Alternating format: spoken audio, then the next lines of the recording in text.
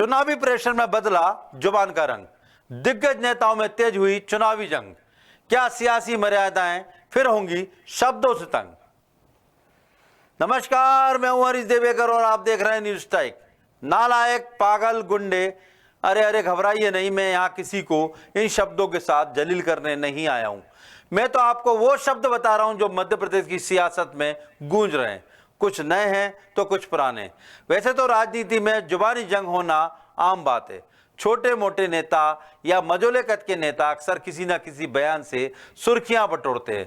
वे सियासी पारा तो हाई करते हैं ही, इस बहाने उनकी ही पार्टी के बड़े नेता उनका नाम भी जान जाते हैं। कहने का मतलब यह है कि पहचान बनाने का ये बेकार लेकिन आसान तरीका है। सोचिए तब क्या हो जब ऐसे शब्दों से जंग की शुरुआत दिग्गज नेता ही कर दें। मध्य प्रदेश की सियासत में इस बार जुबानी जंग शुरू हुई है पागल और गुंडे के साथ। ताज्जुब इन शब्दों पर नहीं, इन शब्दों को कहने वालों पर कीजिए।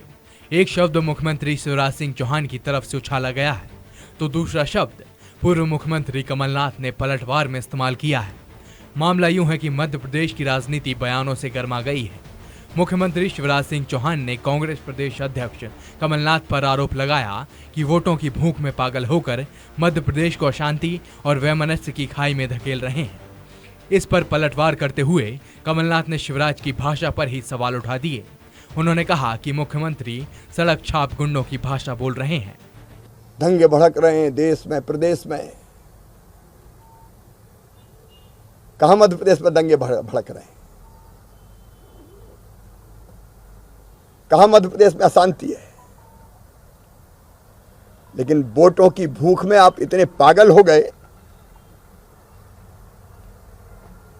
कि मध्य प्रदेश को झोंकना चाहते हैं आप।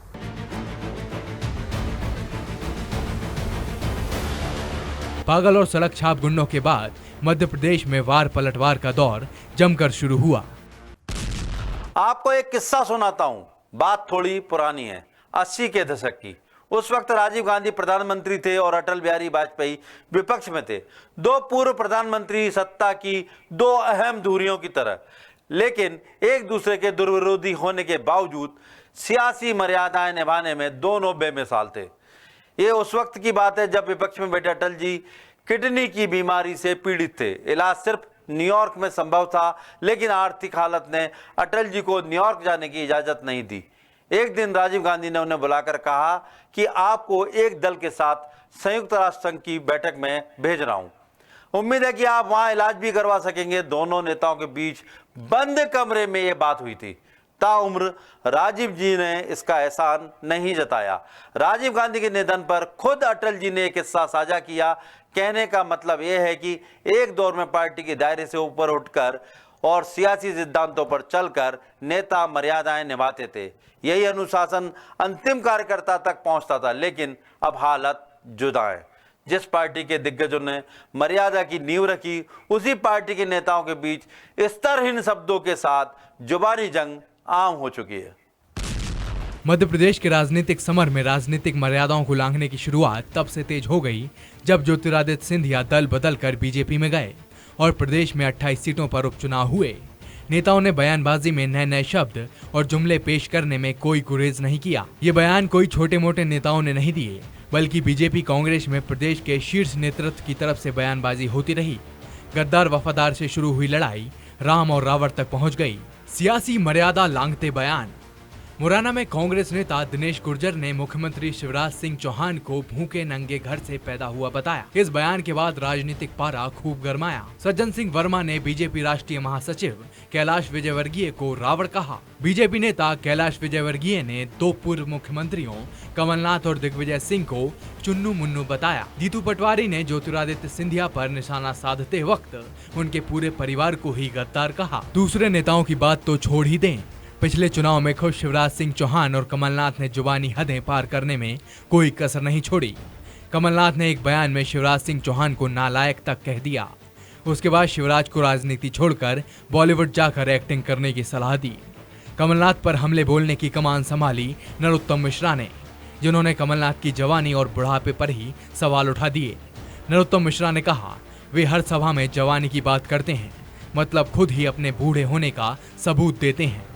अभी कुछ दिन पहले ही कैबिनेट मंत्री महेंद्र सिंह सिसोदिया ने कमलनाथ को कंस और ज्योतिरादित्य सिंधिया को राम बताकर खुद को उनका हनुमान बताया। शीर्ष नेताओं के इस रवैये का कार्यकर्ता और चुनावी फिजा पर क्या असर पड़ेगा? निश्चित तौर पे ये चुनाव में ऐसा लगता है कि छीना झपट की राजनीति शुरू हो गई है। हमने पिछले 2018 के चुनाव में देखा था, यही शिवराज सिंह चौहान ने भिंड में बयान दिया था कि ज्योतिरादित्य सिंधिया गद्दार हैं। साफ साफ उन्होंने कहा था कि अंग्रेजों के मित्र सिंधिया ने छोड़ी राजधानी थी। आज उनकी उस मुद्दे पे बोलती बंद है। अब उन्होंने कमलनाथ जी को बोला कि ये तो पागल हो गया है। हालांकि मैं ये उम्मीद नहीं कर रहा था कि कमलनाथ जी की भाषा भी उसी तरह की होगी, पर बड़ी आपत्तिजनक भाषा कांग्रेस की ओर से आई और उन्होंने शिवराज जी को बोल दिया कि ये एक सड़क छाप गुंडे हैं। कभी ज्योति पटवारी की इस तरह के शब्दावली आ रही है। मध्य प्रदेश में चुनाव को सद्भावनापूर्वक हम करते रहे हैं, और लेकिन 18-20 साल के मुख्यमंत्री शिवराज सिंह चौहान, जिनकी छवि बहुत सादगी वाली है, उनसे ये अपेक्षा नहीं की जा रही थी कि वो मध्य प्रदेश के पूर्व मुख्यमंत्री को पागल कहेंगे। तो निश्चित तौर पे मध्य प्रदेश में सत्ता अब सर्वोपरि हो चुकी है। सत्ता की छीना झपट के लिए हम किसी भी सीमा तक गिर रहे हैं। भाषाई शालीनता बहुत ज्यादा नीचे जा रही है। इन चुनावी जंगों से ये अंदाजा लगाया जा सकता है कि चुनाव आने तक ये जंग और भी ज्यादा तीखी होती चली जाएंगी। इसी से जुड़ा आज का हमारा सवाल है, क्या दिग्गजों की बदजुबानी से बिगड़ रहा है प्रदेश का सियासी माहौल? इसके लिए आपके पास 3 विकल्प हैं। पहला हाँ, दूसरा नहीं, तीसरा कह नहीं सकते। आप हमारे सोशल मीडिया अकाउंट यानी फेसबुक, यूट्यूब, इंस्टाग्राम और ट्विटर पर इसका जवाब दे सकते हैं। पिछली बार हमने आपसे पूछा था, क्या बाबा साहेब के नाम के सहारे SC/ST सीटें जीत सकेगी बीजेपी? इसके जवाब में 24% लोगों ने कहा हाँ, 74% ने कहा नहीं, 2% बोले कह नहीं सकते। आमतौर पर जुबानी जंग कार्यकर्ताओं के बीच होती है। शीर्ष नेता राजनीतिक मर्यादाओं का पालन करते हुए शिष्टता और अनुशासन का उदाहरण पेश करते हैं।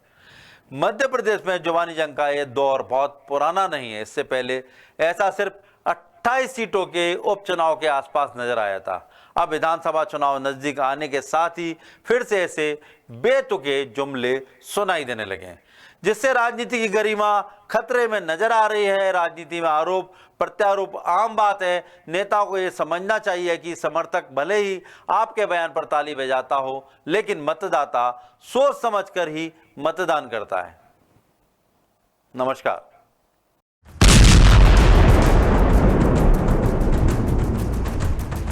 और एप्पल स्टोर से डाउनलोड करें हमारा ऐप द सूत्र। आप हमारी खबरें thesutra.com पर भी देख सकते हैं। Social media platforms Twitter, Facebook और इंस्टाग्राम पर भी हमें फॉलो कर सकते हैं। साथ ही यूट्यूब पर भी हमें सब्सक्राइब करें। यदि आपकी नहीं हो रही कोई सुनवाई और आपके पास है कोई खबर, तो हमारे व्हाट्सएप नंबर 700000244141 पर भेजिए और बनिए हमारे सूत्र।